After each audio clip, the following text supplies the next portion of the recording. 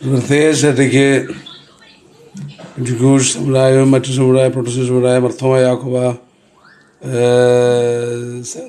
Mission അങ്ങനെ പറഞ്ഞിട്ടുള്ള ഒരുപാട് സഭകളുണ്ട്. ഒരുപാട് സഭകളുടെ വാസാക്ഷി അങ്ങനെ പറഞ്ഞാറുണ്ട്. അവർക്കൊക്കെ പറയേണ്ടത് യൂറോപ്പാണ് അമേരിക്കയെ അറ്റാക്കുന്നത്. പക്ഷേ പല രൂപത്തിലാണത്.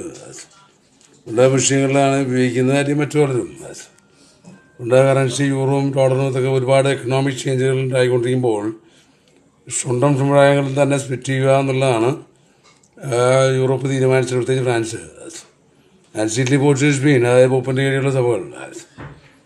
അതുകൊണ്ട് കേരളം മുഴുവനും ഓൾ ഇന്ത്യ മുഴുവനും അവർ യൂറോപ്പിനെ അമേരിക്ക അവർ തിരിച്ചറിയാത്തക്കവണ്ണം ആണ് ആക്കുന്നത്. അവർക്ക് എപ്പോഴും അമേരിക്കയില്ല ഒരു കാലത്ത് ഡിപ്പെൻഡൻസി എന്നുള്ള മാത്രമേ നിർത്താൻ പാടുള്ളൂ. അതുകൊണ്ട് പ്രൊട്ടസ്റ്റന്റ് സഭകൾ സൂക്ഷിക്കുക. യൂറോപ്പിൽ നിന്നാണ് ഇത്രയധികം എതിരും ഇത്രയധികം പ്രശ്നങ്ങളും ഉപദ്രവവും മൈൻഡ് റീഡിങ്ങിൻ്റെ പ്രശ്നങ്ങളും മറ്റൊരു പ്രശ്നങ്ങളും പൊളിറ്റിക്കൽ പ്രശ്നങ്ങളും പിന്നെന്താ പൊട്ടിത്തെറി എന്നുള്ള പറയുന്ന രാഷ്ട്രീയ പ്രശ്നങ്ങളും ഒക്കെ യൂറോപ്പിൻ്റെതാണ്.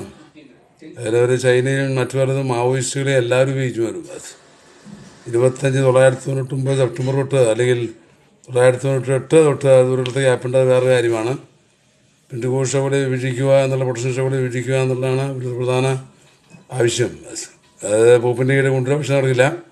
ഞാനത് എന്തെങ്കിലും മറ്റു പല രാജ്യങ്ങളോട് വിളിച്ചു പോയി മറ്റു പല നടപടിക്രമങ്ങൾ ശ്രമിക്കുകയും ഒരുപാട് തവണ പോലീസ് അന്വേഷണം കൊണ്ടുവന്ന് ഞങ്ങളെ ഉപദ്രവിക്കുകയും ഉപദ്രവവുമായി ബന്ധപ്പെട്ട് മൈൻഡ് റീഡിങ്ങുമായി ബന്ധപ്പെട്ട് കണ്ടമാനം പ്രശ്നങ്ങൾ ഉണ്ടാകുകയും ചെയ്യുന്നതുകൊണ്ട് ഇത് രാത്രികാലങ്ങളിൽ അവർ ഉറക്കം കളയുകയും തലയിൽ പറയുകയും എന്താ വെച്ചാൽ അനാവശ്യം ഒരു ശബ്ദ ശരീരം പോലെ കേൾക്കും.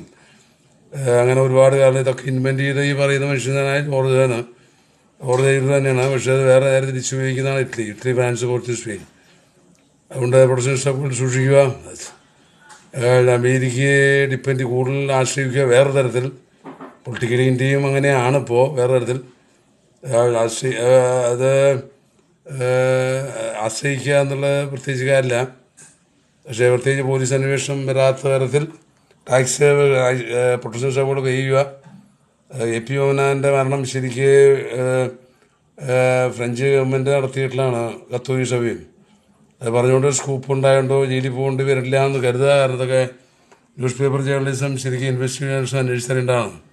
2002 തൊട്ട് അയാളെ വാച്ച് ചെയ്തിട്ടാണ്. എന്തായാലും വിഷയം പക്ഷേ ഒരു കാറോടത്ത് മനുഷ്യൻ ഒരുപാട് കാറോടുള്ള അമേരിക്കയിലും ഇന്ത്യയിൽ നടക്കുന്നുണ്ട്. പെന്തിക്കോസ്ത് സമുദായം ക്രൈസ്തവ സമുദായം വളരെ ഒഴിഞ്ഞ പറമ്പിലും അങ്ങനെയൊക്കെ വരുന്നുണ്ടെന്നാണ് എനിക്ക് തോന്നുന്നത്. അത് പല വഴിക്ക് ചെയ്യാൻ അവർക്ക് വണ്ടി മുട്ടുക അല്ലാതെ. അതുകൊണ്ട് സൂക്ഷിക്കുക. അമേരിക്കയ്ക്ക് വേണ്ടി പ്രത്യേകിച്ച് പ്രാർത്ഥിക്കുക. അമേരിക്കയെ ആശ്രയിക്കുക.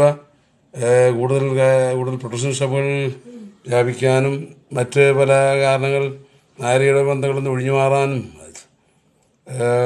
അതുകൊണ്ട് ശ്രദ്ധിക്കുക. അവരാണ് പ്രധാനമായിട്ടിപ്പോൾ ഫ്രഞ്ചിൻ്റെ കത്തോലിക്ക സഭയുടെ ലോബി കൊണ്ടുനടക്കുന്നത്. ഈ പറയുന്ന മനുഷ്യൻ ജോർജ് ഒരു വാളാൻ പറഞ്ഞായിരുന്നു ഒരു കാലത്ത്. അവിടെയാണ് കുടുംബം. ഇവിടെ അടുത്ത് കണ്ടൂരും അയരൂർ കുടുംബത്തെക്കുറിച്ച് പറയുന്നുണ്ട്.